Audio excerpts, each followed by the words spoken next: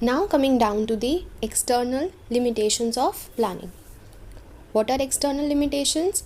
External limitations are those limitations on which the managers, or if you say on which the organization, has no control. Okay, so you can see 5 points are provided one by one. Let us read the points and understand the reasons behind that.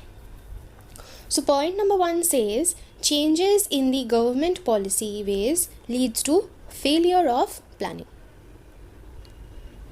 Now, whenever any kind of changes are made by the government, whether be it related to the tax rate or whether be it related to any kind of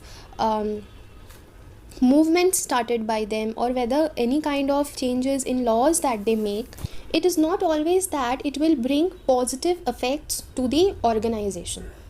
Sometimes the government policies, or you can say the industrial policies, are framed in such a way which the manager did not expect previously. It is totally unexpected, and because of it, what happens? The plan that he had made, the forecast that he had done, that totally becomes wrong, and as a result, the whole planning procedure fails. It is because whatever changes have been made by the government in their policies or in their rules or regulations, that is not as at par with the changes that were expected by the manager. The manager did not expect or thought of something else, and something else only happened. As a result, the planning fails. Correct? Moving on to point number 2. Point number 2 says natural calamities such as flood, earthquake also adversely affects the success of planning. Now, this is very obvious. Whenever there is a natural calamity, the whole business environment is affected. You can see the present situation. Because of this pandemic of COVID-19, you see how is our Indian economy, it is being affected. The businesses have started their different way of operations, or even if they have not started, they will be planning to start a new different way. Isn't it? So these kinds of natural calamities or situations which are beyond the control of human beings, when they happen, they also bring a negative effect to our planning process, and as a result, it leads to failure of planning. Done? Next point says changes in the strategies of the competitors leads to failure of planning many times. Now mark this. Changes in strategies. Now, in any market except for the monopoly market, there are at least 2 competitors.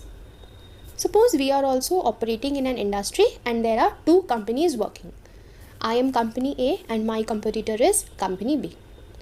So what do? I, being a manager, I being in the control of the organization, I keep a very focused view on what are the steps or what are the strategies taken by my competitors in order to grow in the market. I keep a watch on it. That's very obvious. We all have a look onto our competitors. Now, I have properly watched him. I have properly seen his moves. I have seen his strategies of developing, of launching products, whatever it is. I have seen his movements. I have seen his plan. Now, on the basis of his strategies, what do? I make a plan that okay, he has thought of point number 1, point number 2 and point number 3. In order to beat his plan, I make a plan for my organization that oh, what a plan I have made. I will be able to definitely beat my competitor over here. Okay, I have made a separate plan which is more or less better than point number 1, 2 and 3 that was formed by my competitor. Okay, I have made my plan, everything. All of a sudden what happens? My competitor changes his policy, changes his strategy. Now instead of point number 1, 2 and 3, he has implemented some new policies or strategies in his plan and modified it. Now suppose it is point number 1, 2 and 6, 7. So my planning will fail. What did I do? I based my plan, I based my work referring to his strategies, referring to his plans and policies. I thought of defeating him. But what did he do? He changed his plan. So will the plan that I made, will it work anymore? No, my planning will fail.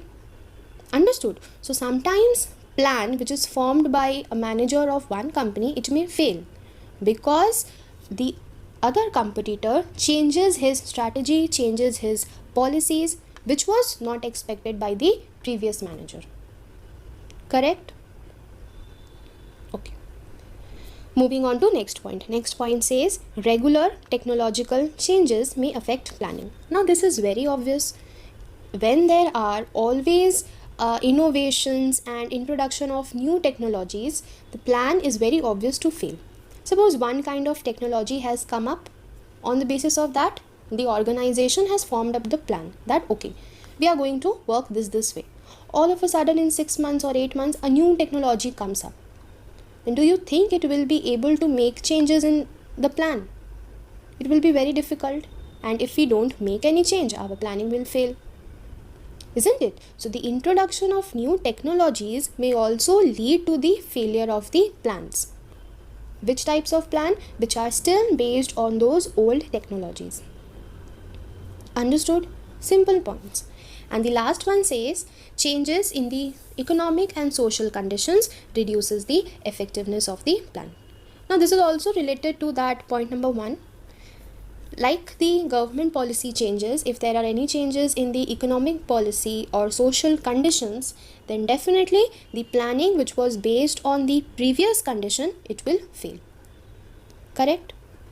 So these were the limitations we have done. Point number 1 was changes in economic policy.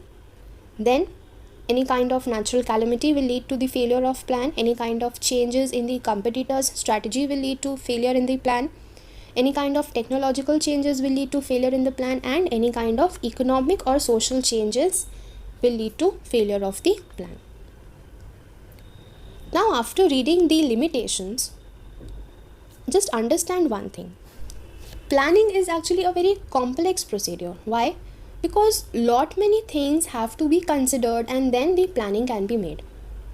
Like you see, planning, firstly, it's a very time consuming process. It is very costly. We cannot have lots of initiative or introduction of new ideas. It makes the managers or it makes the organizations rigid because making frequent changes is not possible. Planning generally does not work in a dynamic environment because in dynamic environment what happens? Now and then the situation keeps on changing.